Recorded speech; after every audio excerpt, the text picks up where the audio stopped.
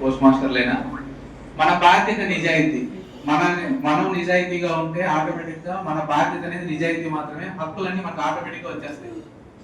So కాబట్టి దీన్ని మనం ఇన్కల్కేట్ చేసుకుంటే నిజాయితీ అనేది ఆటోమేటిక్ మన హక్కులన్నీ మనం సాధించుకుంటాం. ఆటోమేటిక్ గా అడ్మినిస్ట్రేషన్ కూడా మనం అడిగిన ప్రతిదానికి ఇవ్వాల్సిందే.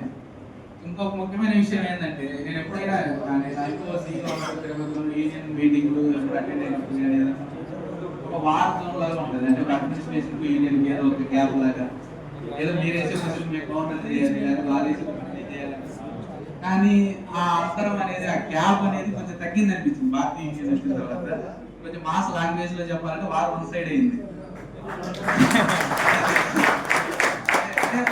ఎందుకు అలా జరుగుతుందంటే, అంటే మనం పెట్టే పాయింట్లు కానీ, మనం ఎంచుకున్న అంశాలు కానీ, మన యూనియన్ ఐటమ్స్ కానీ మనం కరెక్ట్ గా మన డిపార్ట్మెంట్ సంక్షేమానికి సంబంధించి, మన సిబ్బంది సంక్షేమానికి సంబంధించి పెట్టినప్పుడు అక్కడ ఎవరున్నా అడ్మినిస్ట్రేషన్ ఎవరున్నా కూడా అది కాదని ఖచ్చితంగా అది చేసి తీరాల్సిందే.